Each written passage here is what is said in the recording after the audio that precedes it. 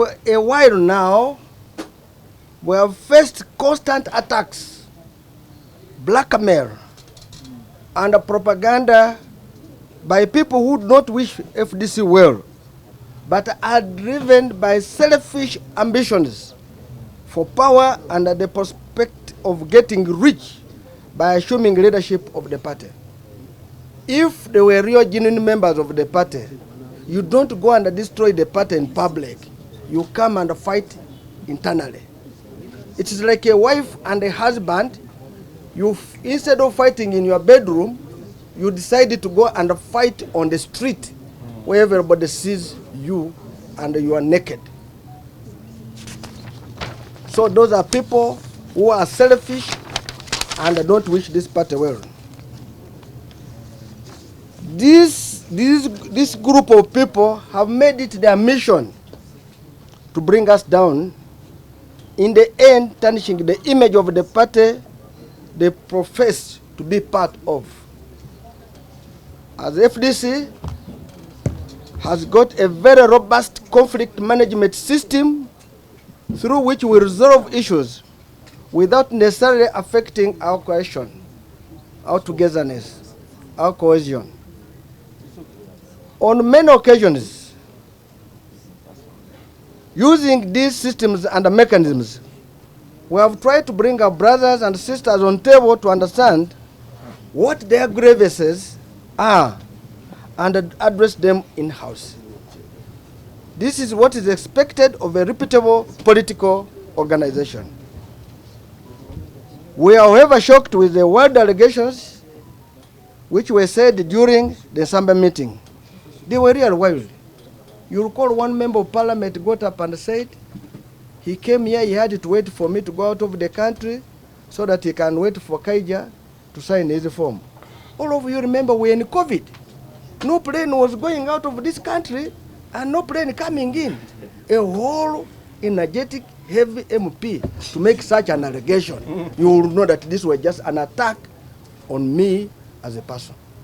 Without anything, but just attack. Of course, the meeting was basically Nandala, Amuriat. The whole discussion during the Nsambya meeting and the previous attacks are anchored on fresh falsehoods and a very dangerous ploy to damage the reputations were built over a long time which is very painful. We have built this over a long time.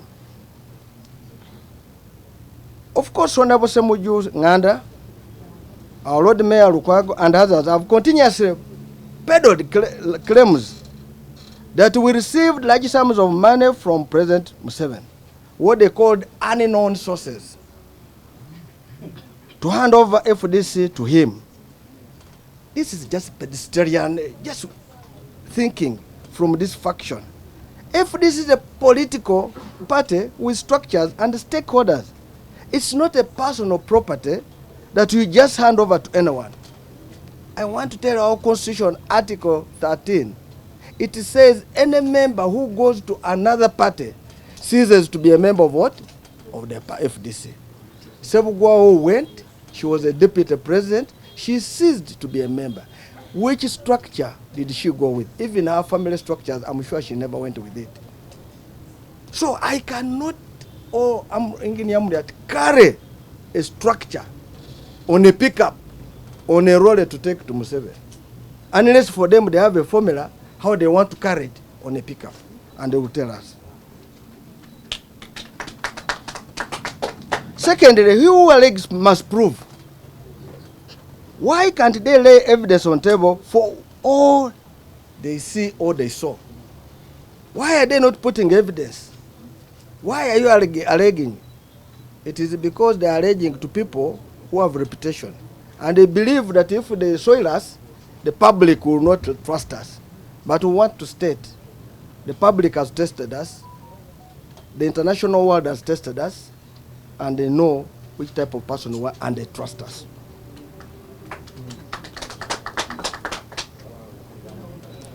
Honorable Ssemujju and others have also claimed, I made a deal with President Museveni to hand over FDC in the exchange for Bank of Uganda governor Job, now Minister of Finance.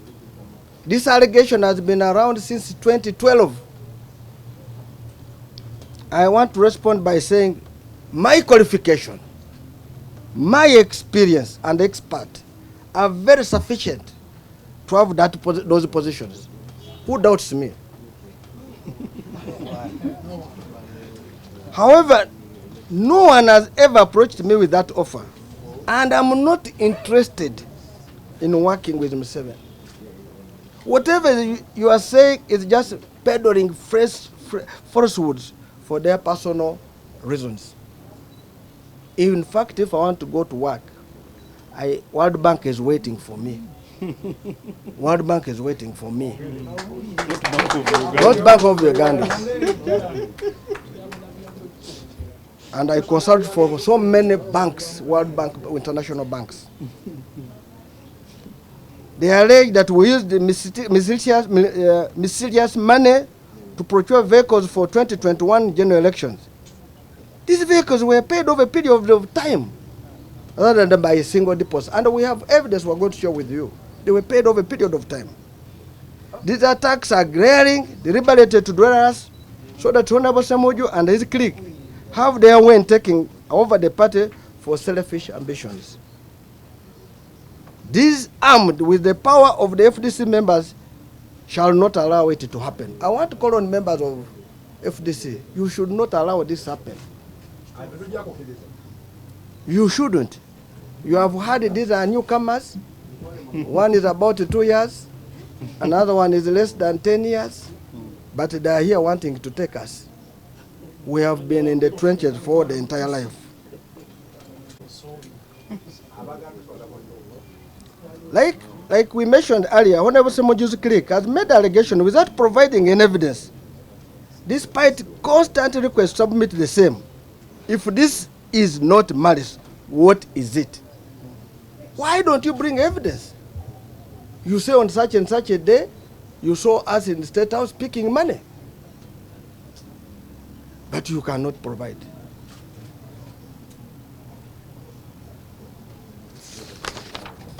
As human beings, we are tempted to follow the path they have taken in the past month of maligning us. However, as seasoned, respectable leaders, we shall not. We are respectable. We shall only provide the evidence to confirm who is who. We have decided to share something for you to appreciate of the person and the character of Honorable Ssemujju in fraudulent drawing public funds in millions of shillings for activities he has never undertaken. We're going to share with you.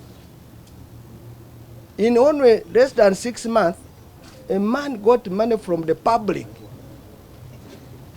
378 million. If we give you for all the years, you can run away. He claimed to have traveled. If you get information we're getting in some of those areas, he never traveled. He was in one country, in 3 countries on one same day, which are far apart. Far apart. He tells us that Museveni should declare his relatives he has employed in the parliament as the chief whip.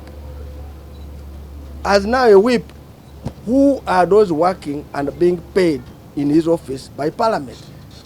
Never say you have a piece in your, a speck in your eye when you have a log in your eye. All this we are going to share with you, and you are going to do it for your own analysis to confirm what a leader you have who claims to be clean, yet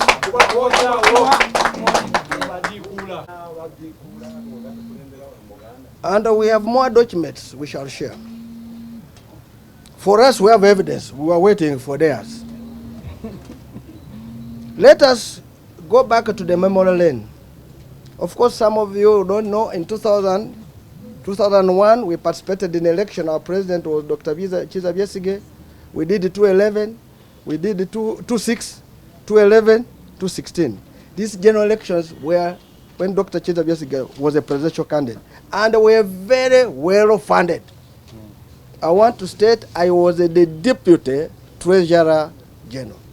I have evidence and information.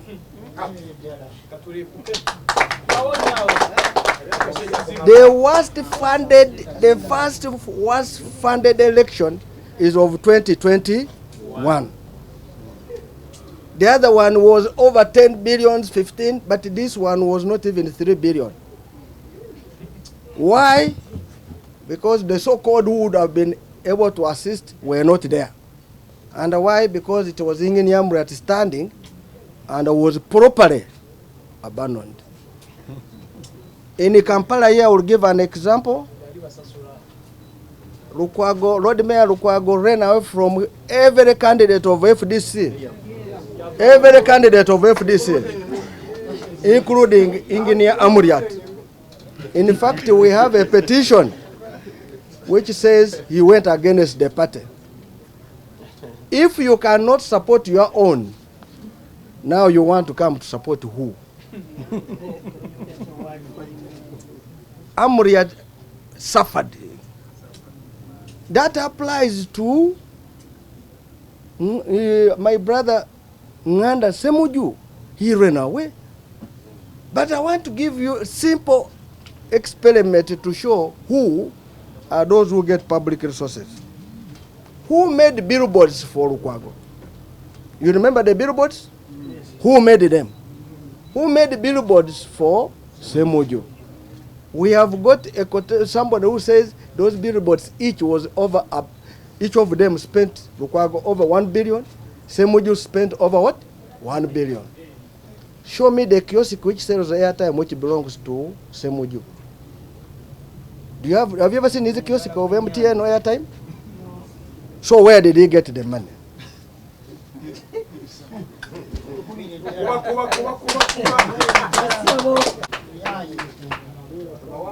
So I told you that we have been funding elections. It has never been an issue. All those periods, nobody has ever questioned where was the source of what? Funding. But in the 2021 is where the question is what? Coming.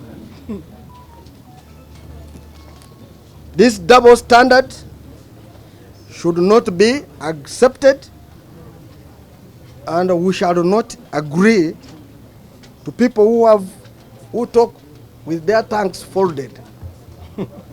During the day they are saying something, and at night they are saying a different story. Honorable Ssemujju is the biggest beneficiary of government money. You recall when he was a chief government whip, and now he was now opposition whip. No, that's a whip, chief opposition whip. Yeah, chief opposition whip. He was given a vehicle with even a lead car and a field with a fuel card. But also they gave him cash 200 million. If he loves Uganda and FDC, why didn't either bring the 200 million in FDC or return it to the consolidated fund? Because he was already given. Because he had already what? A government vehicle. I have mentioned about the people he employs. I want you to go and find out who his relatives are before he asks Museveni his relatives he has employed.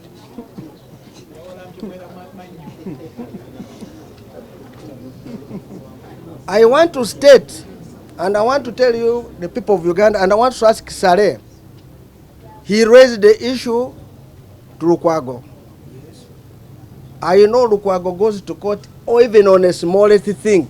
Why hasn't he gone to court?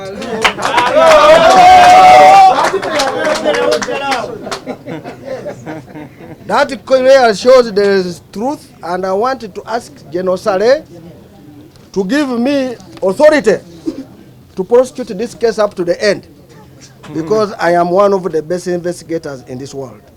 And I will tell you, he's the chief beneficiary of public resources, and directly and indirectly. Recently, he was paid over 500 million by Attorney General that he went to court for a case that they were thrown out of office. There are many people who have won cases, years and down. They have never been paid their what? Money. If Museveni was not interested in him, would he have given him this 500?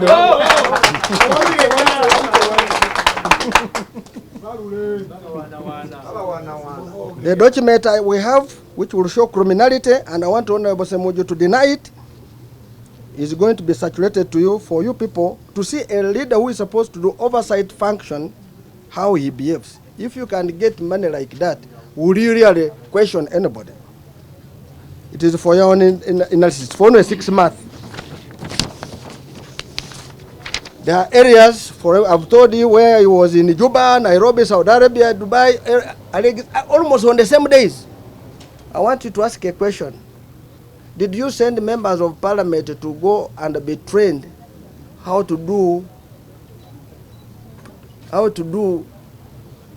campaigns? I thought they are already campaigning my people. If you see those documents, he's almost every week in Nairobi training in campaigns. He went to supervise elections in Kenya for 14 days. Were elections in Kenya there for 14 days? Let him confirm he was there for 14 days. If he's a genuine man. And he says he's a Muslim like us. Allah.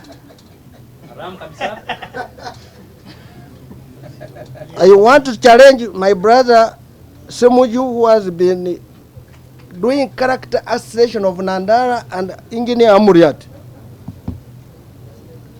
to come out if he has moral authority to challenge me and Engineer Amuriat.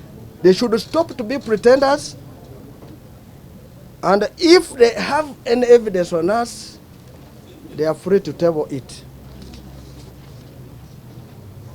I have declared all my personal assets with IGG, all my businesses, and how I have gained them. When I left the bank, I was being paid $20,000 per month in 2001. When Ssemujju left journalism, I was being paid how much per month? So if he has those properties he has, when he was getting nothing, what about me, who is paid in what?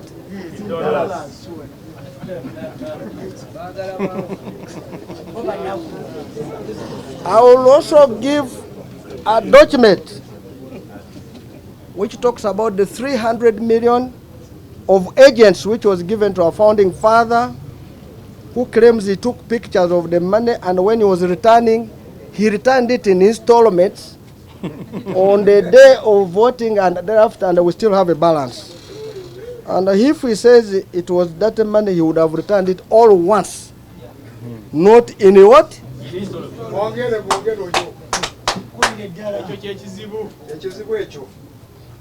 I want to state that as a party, there was no need for our team to have gone to Nsambya to spend all that money. They would have come here to question. Because you wanted to ask accountability, which we have provided in working committee, where there are all members, in National Executive Committee, in National Council. If you have not asked from there, why go to Nsambya?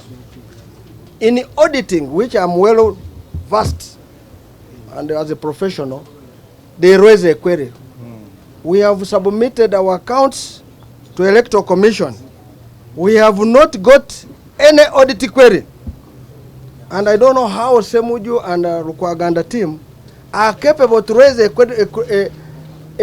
audit query where their competence in that area is lacking. They made an allegation that we got money to fight NUP. Now, you can imagine FDC people becoming spokesperson for NUP. The person who should be complaining should be who? Senyonyi. But you can imagine Israel, Lukwago, and Ssemujju are the one complaining on their behalf. That shows that they are not members of FDC.